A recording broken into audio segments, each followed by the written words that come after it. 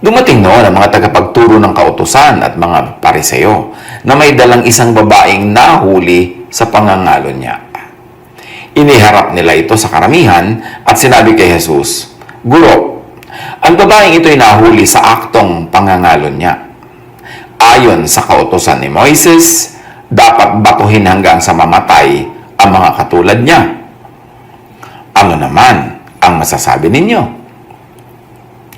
Itinanong nila ito upang subukin siya at nang may maiparatang sila laban sa kanya. Ngunit yumuko lamang si Jesus at sumulat sa lupa sa pamamagitan ng daliri. Patuloy sila sa pagtatanong kaya tumayo si Jesus at nagsalita, "Ang sino man sa inyo na walang kasalanan nang siyang maunang bumato sa kanya?" At muli siyang yumuko at sumulat sa lupa. Nang marinig nila yon, sila'y isa-isang umalis, simula sa pinakamatanda. Iniwan nila ang babaeng nakatayo sa harap ni Jesus. Tumayo si Jesus at tinanong ang babae, "Nasaan sila? Wala bang humahatol sa iyo?" "Wala po, Ginoo," sagot ng babae. Sinabi ni Jesus, "Hindi rin kita hahatulan. Umuwi ka na. At mula ngayon ay huwag ka nang gumawa ng kasalanan."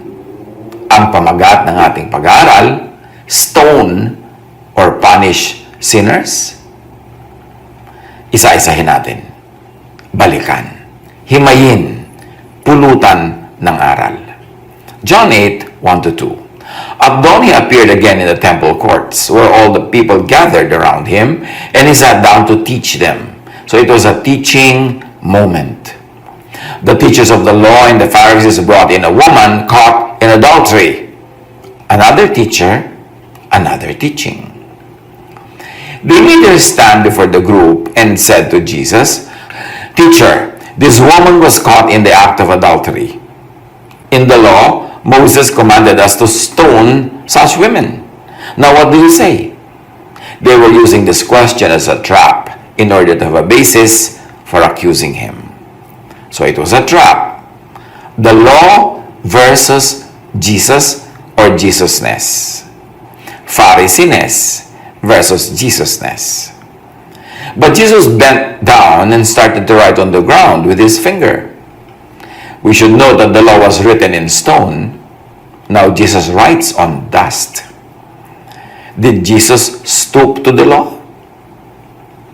When they kept on questioning him, he straightened up and said to them, "Let any one of you who is without sin be the first to throw a stone at her."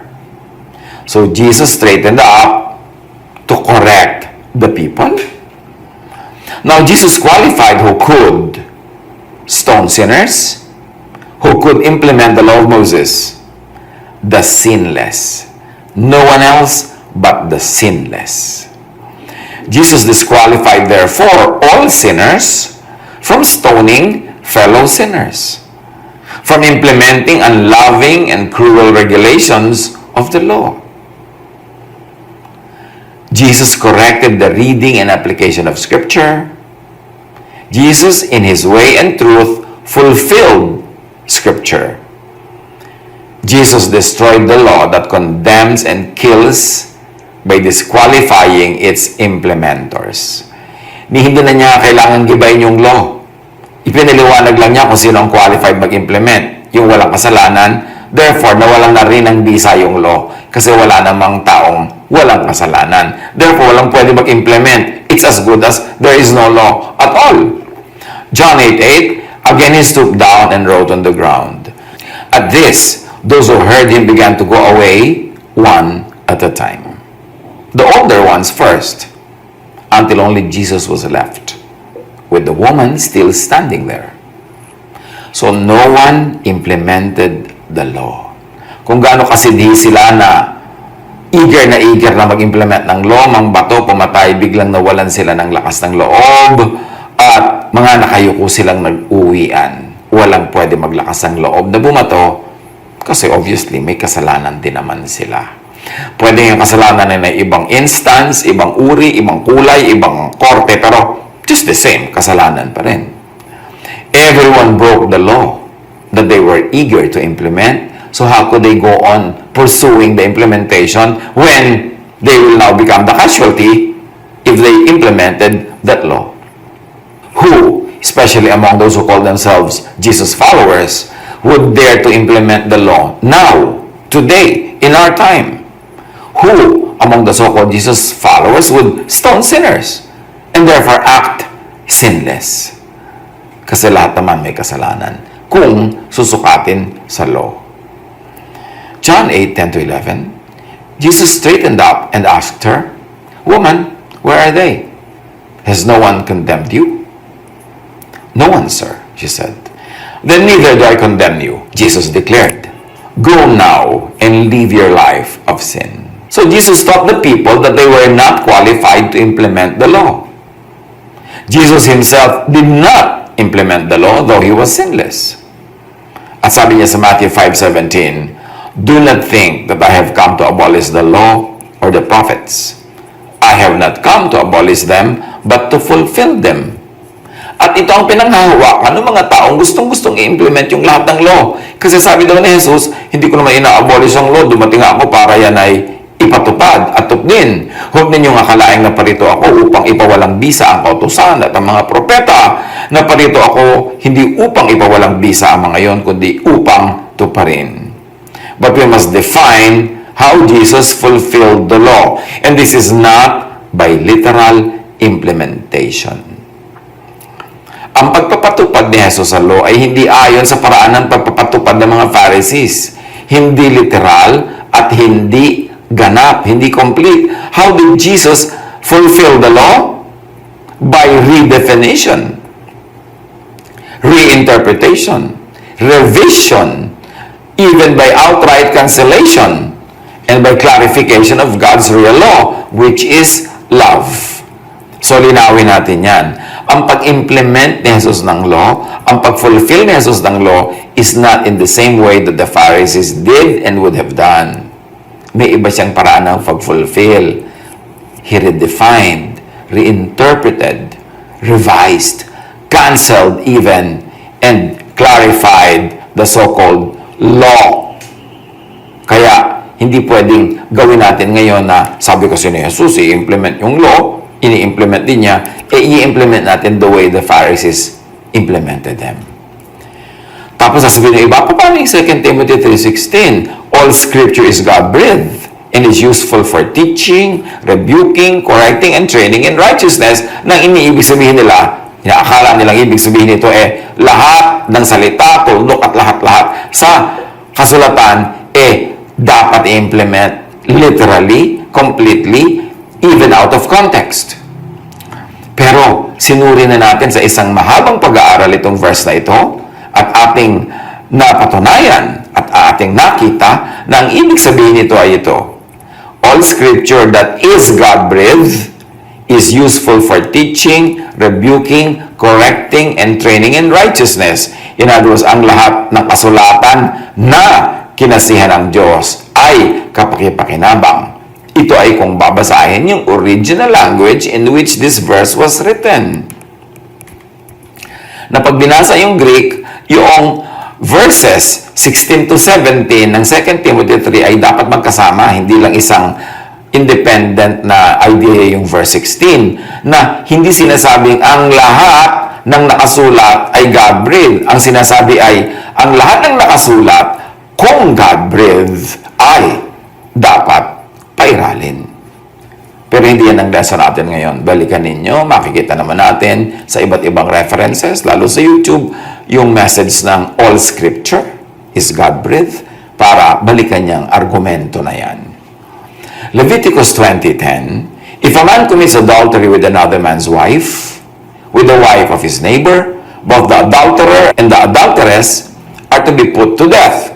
Now, kung ito ay kinasihan ng Diyos, kung ito ay God-breathed, bakit hindi ipinatupad ni Jesus?